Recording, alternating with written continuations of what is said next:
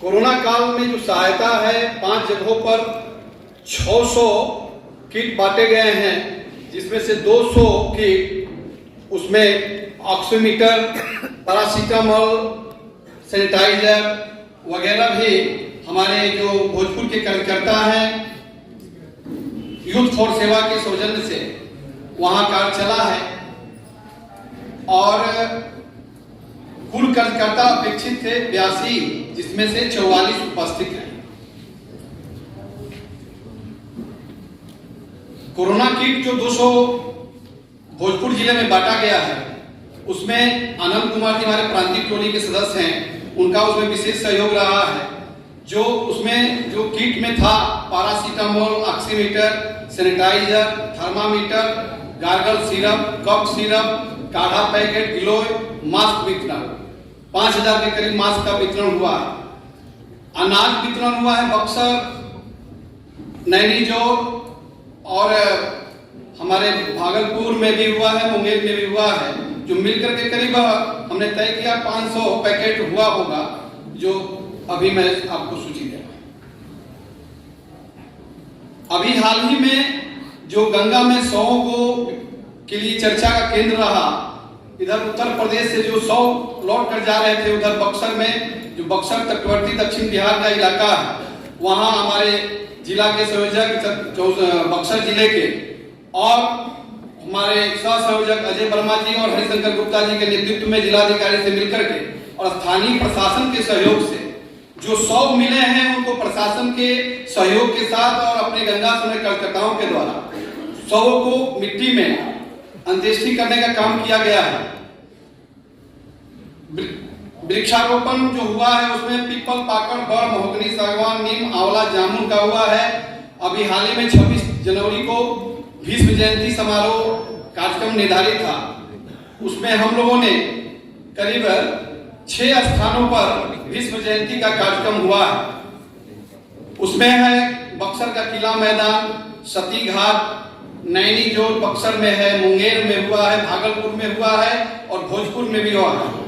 विशेष तौर पर पटना के कंगन घाट पर एक हम लोगों ने संगोष्ठी का भी विशेष आयोजन किया, महाआरती का आयोजन हुआ संकल्प के साथ, जिसमें अपने राष्ट्रीय मंत्री दक्षिण बिहार के निवासी हैं, सौभाग्य से हम लोगों के अभिभावक श्रीमान रमाशंकर सिन्हा जी भी उपस्थित थे, मैं भी था, और एक वहां बौद्धिक विवाह वंशवर्धन शर्मा जी के द्वारा बहुत ही अच्छा निःशुल्क शिविर भी हम लोगों ने किया है बक्सर नैनीजोर में, जो कि बक्सर और नैनीजोर में हुआ है। महाआरती का भी विशेष आयोजन भागलपुर के हमारे कार्यकर्ता आए हैं, संतोष जाति जी के द्वारा किया गया है। 19 दिसंबर 2021 कहलगांव में भागलपुर में सती घाट है। एक लखीसराय में आरती हुआ, महाआरती हुआ है, वहां प्रांतीय टोली के हमारे सदस्य हैं प्रवीण कुमार जी। 25 दिसंबर को 2021 को खुटहा ग्राम में, कहलगांव में 16 जनवरी को भी हुआ है। हर पूर्णिमा के दिन आरती का कार्यक्रम कहलगांव में चल रहा है, संतोष झा जी के द्वारा वहां काफी सहयोग मिल रहा है। बक्सर में रामरेखा घाट, सती घाट, देव दीपावली हमारे यहाँ बनारस के बाद अगर कहीं होता है तो बक्सर में होता है। बक्सर के प्रमुख घाटों पर जो भी कोई घाट बचा नहीं है, गंगा समूह के कार्यकर्ता और स्थानीय स्वयंसेवी संगठनों के द्वारा पूरे घाटों पर बिल्कुल काशी की तरह नजारा वहां देव दीपावली में हमारे कार्यकर्ता उसमें पीछे से सहयोग करके के वहां किए हैं, जो कि पूरा बिहार में एक चर्चा का केंद्र बिंदु रहा है। जहां तक शिव तालाब की बात है, शिव गंगा सरोवर ब्रह्मपुर है, छठिया पोखर डुमराव है, वहां भी आरती का आयोजन हुआ है 19 नवंबर को। सहायक नदी कैमूर में कर्मनासा है, कर्मनासा से पिछली बैठक में तय हुआ था कि कर्मनासा से कार्यक्रम का शुरुआत होगा। हमारे मोनू गिरी जी वहां के संयोजक हैं, उनके द्वारा हाल ही में एक कार्यक्रम का आयोजन किया गया था।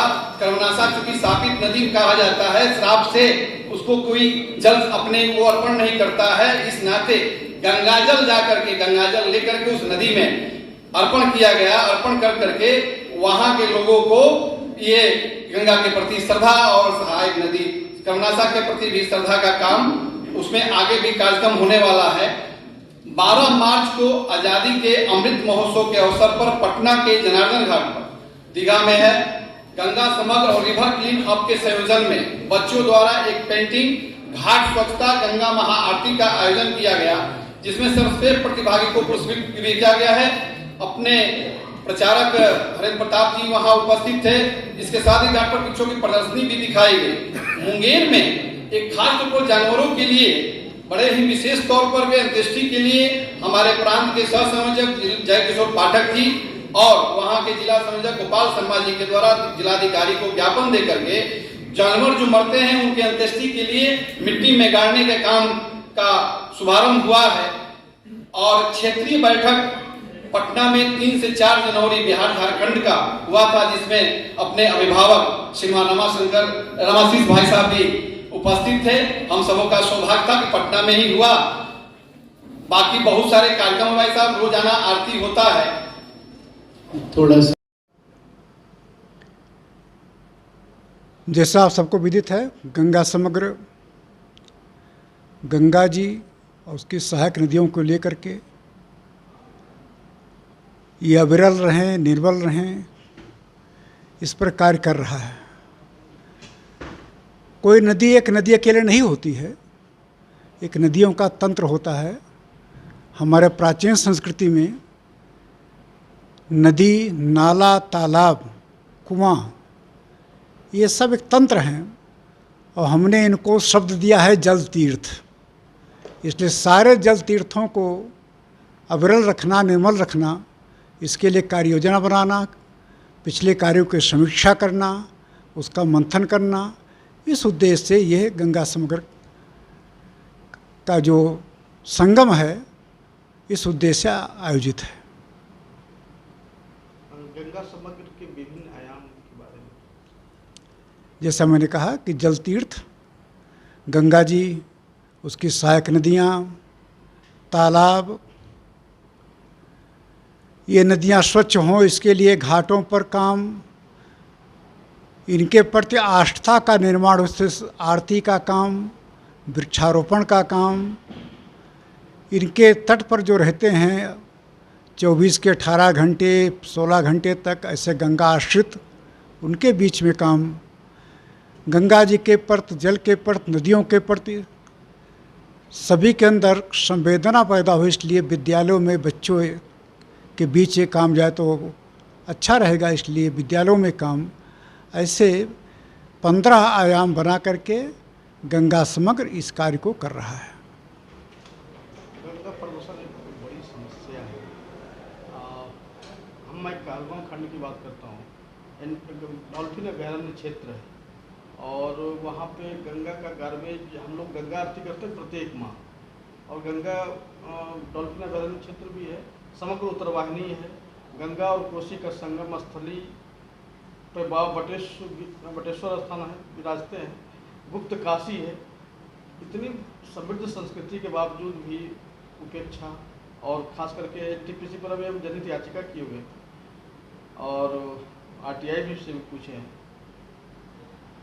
थोड़ा सा प्रदूषण नियंत्रण के लिए उपाय। गंगा जी में, नदियों में प्रदूषण, यह एक क्षेत्र का, किसी एक स्थान का विषय केवल नहीं है। जितने क्षेत्र से पानी बहकर गंगा जी में आता है, इस देश के क्षेत्रफल के लगभग 1/3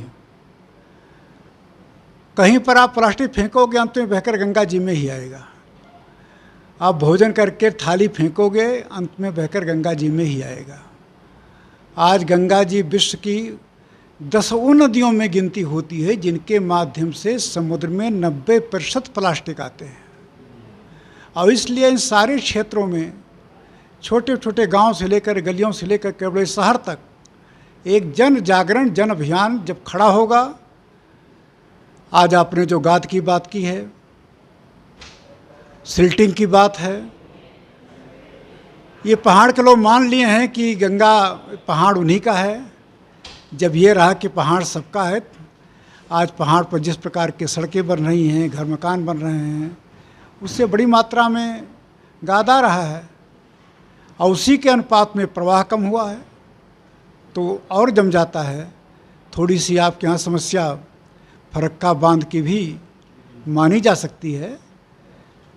तो इन सबको लेकर के विचार होगा, एक जन आंदोलन करेंगे, PIL करेंगे और इसके माध्यम से इसको दूर करने का गंगा समग्र प्रयास करेगा। M News Live